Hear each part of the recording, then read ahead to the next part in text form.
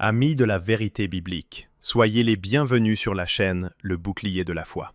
Dans cette vidéo, nous allons parler des faux prophètes. En ces jours de la fin, nous constatons une recrudescence de faux prophètes dans les églises de la chrétienté. Des personnes prétendent parler de la part de Dieu, mais en réalité, ce ne sont qu'eux-mêmes qui parlent. Ils donnent de faux espoirs aux croyants. Ils prêchent un évangile de prospérité qui n'est pas biblique. Ils annoncent que Jésus reviendra 2 fois. Une première fois pour prendre les croyants et les amener au ciel avec lui, puis qu'il reviendrait avec ceux-ci pour y établir son règne de 1000 ans.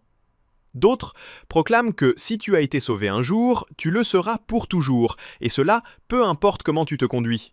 Ces enseignements sont complètement anti-bibliques.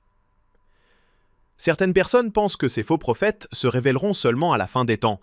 Sachez que nous vivons actuellement la fin des temps et que ces paroles de Jésus étaient pour ses disciples de tous les âges. Tout a commencé lorsque Jésus quitta ce monde. De faux prophètes se sont levés et ont commencé à déformer les Écritures pour leur faire dire ce qu'elles ne disaient pas.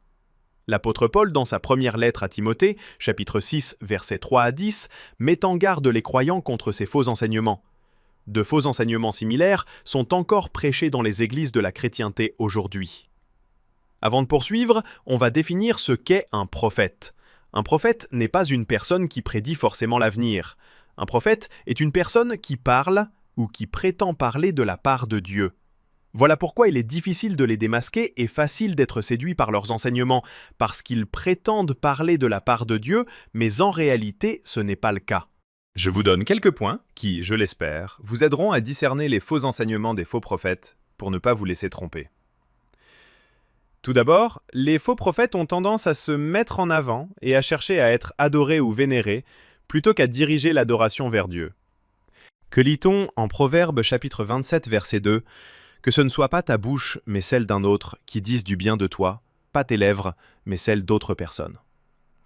C'est un signe à prendre au sérieux. Lorsqu'une personne se promeut elle-même ou se met en avant, cela nous dit que quelque chose ne va pas.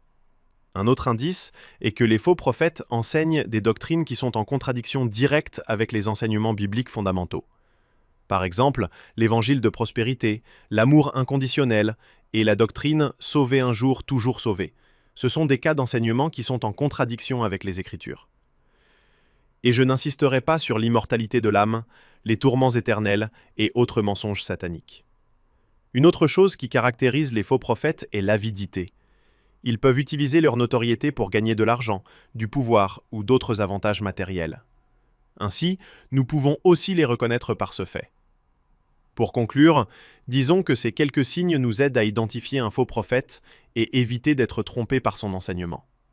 Ce que le Seigneur nous demande, ce n'est pas de condamner ces gens, mais leur enseignement. Parce que ces personnes ont toujours la possibilité de se repentir et d'obtenir le pardon de Dieu. Merci de votre attention.